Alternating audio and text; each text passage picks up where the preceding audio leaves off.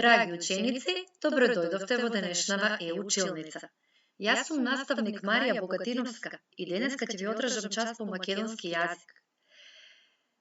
На овој час ќе научиме да смислуваме приказна според слики, ќе ги подредуваме по правилен редослед, ќе научиме што е тоа драмски текст, како да драматизираме и ќе разговараме во врска со текстот.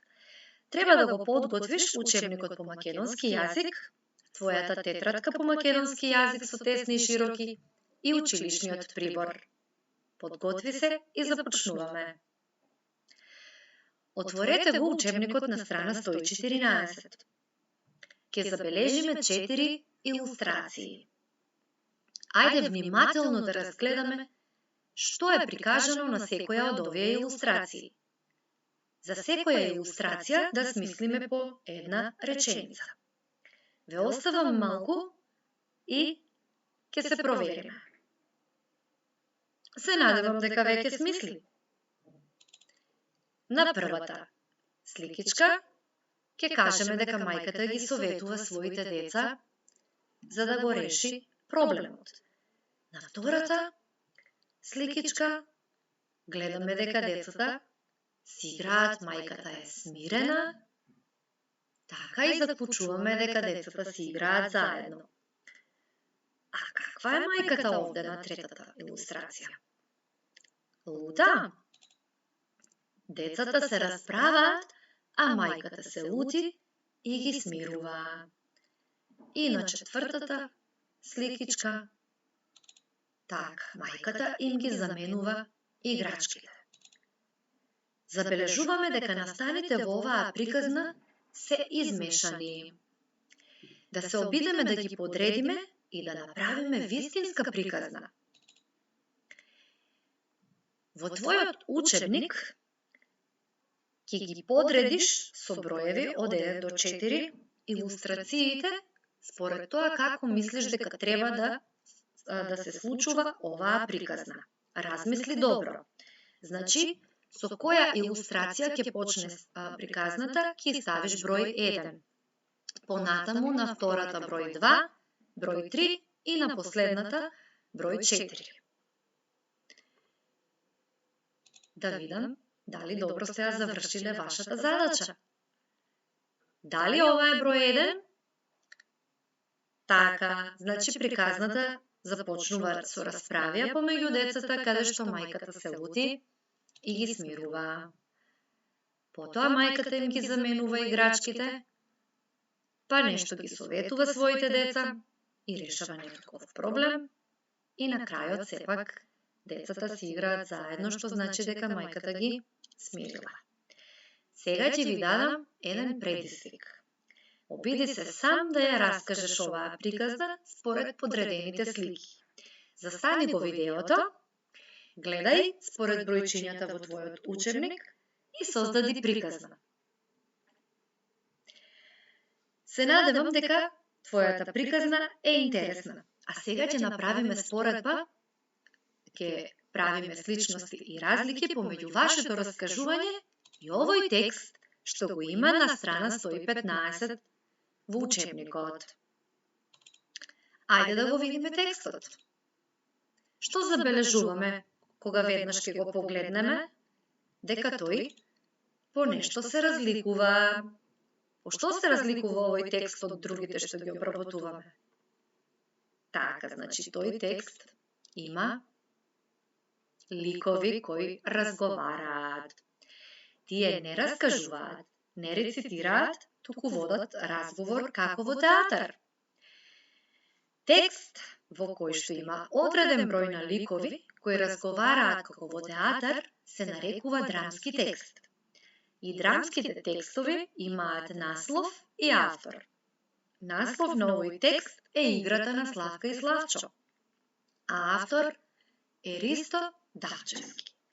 Да видиме сега кои се ликови во овој драмски текст.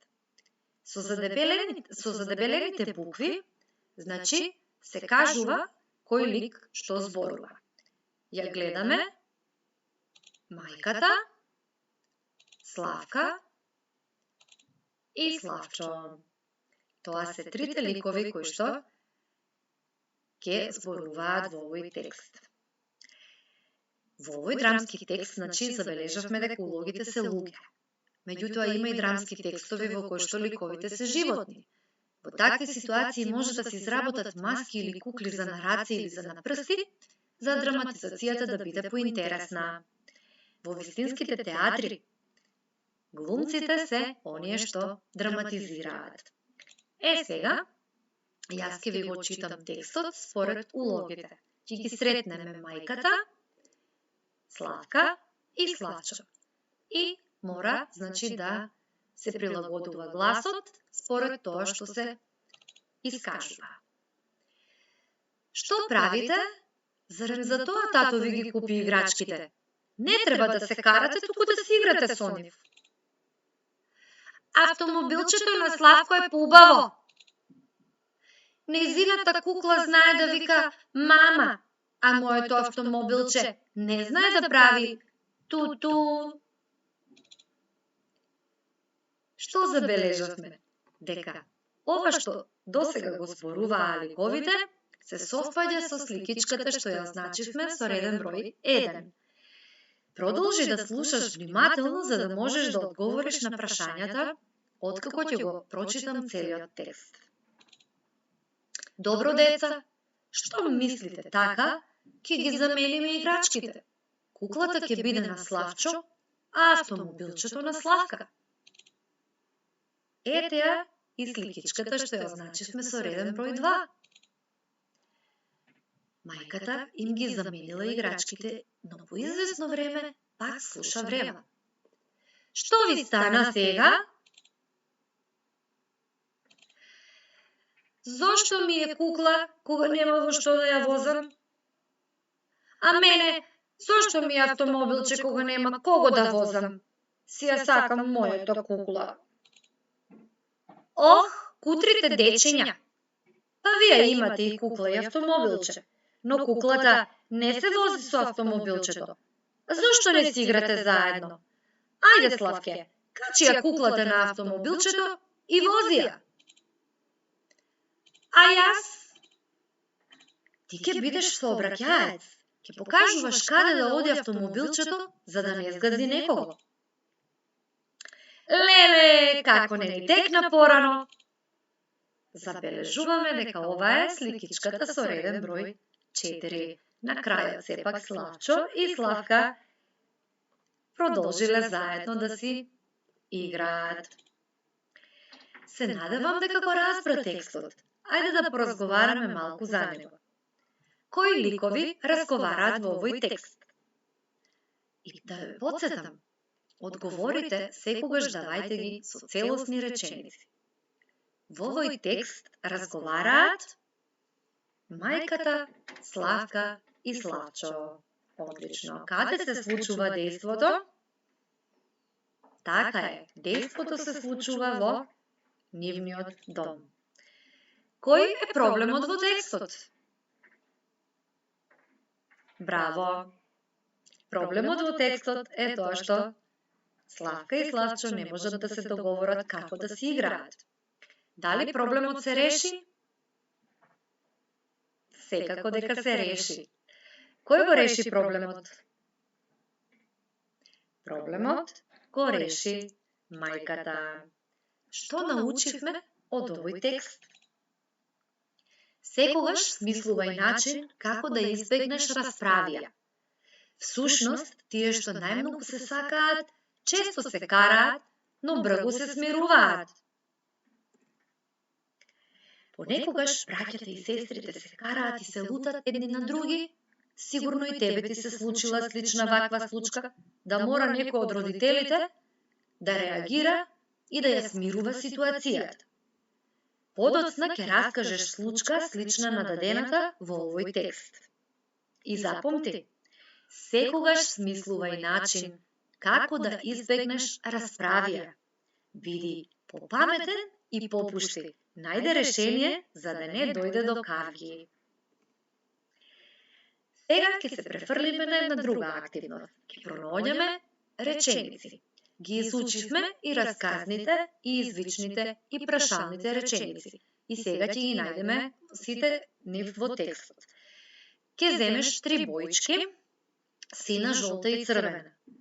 Сината боичка ќе ти служи за подцртување на расказните реченици, со жолтата ќе ги одбележиш прашалните реченици, а со црвена извичните реченици. За мало подсетување, расказните реченици беа оние кои што завршуваат со кој интерпункцијски знак? Така е, со точка. Прашалните на крајот имаат така прашалник, а извичните извичник.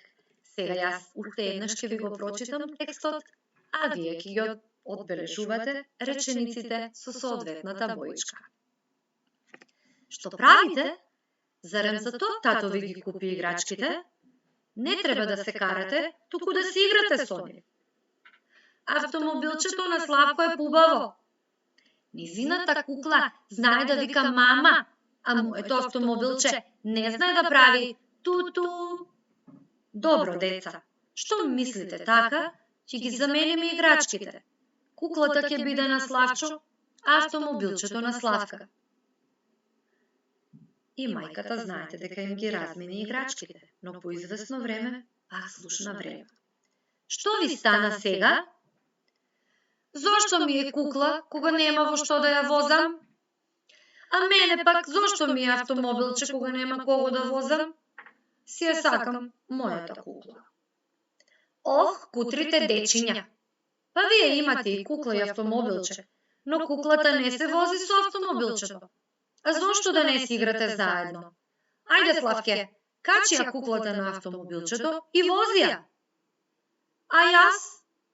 Ти ќе бидеш сообраќаец, ќе покажуваш каде да оди автомобилчето, за да не сгази некого. Леле, како не ни текна порано? Сега ќе ви оставам неколку минути, ќе го застанам видеото, а вие завршете добро задачата. Откако ќе ги подвлечете сите реченици, ќе изброите колку расказни реченици откривте, колку прашални, а колку извични. Ве оставам за добро да ја завршите оваа задача. Доколку вашиот текст изгледа вака, добро сте ја сработиле задачата. Ајде само уште да ве проверам колку расказни реченици откривте во текстот. Ако бројот е 6, одлично. Колку прашални реченици употребивте во текстот? Така е, 7. А колку извични реченици откривте во текстот? Така, 5 реченици. Доколку не се совпаѓаат вашите броеви со овие броеви, ќе ве молам да си проверите и да си ја откриете сами грешката. И сега дојдовме до домашната задача. Научи ја напамет улогата што ќе ти ја даде наставникот. Вежба и драматизација. Глумење. Според твојот лик од текстот. Славка нека земе кукла, а Славчо автомобилче. Раскажи во тетрадката слична ваква случка што ти се случила со некое другарче или со братчето или сестричето. Ти благодарам на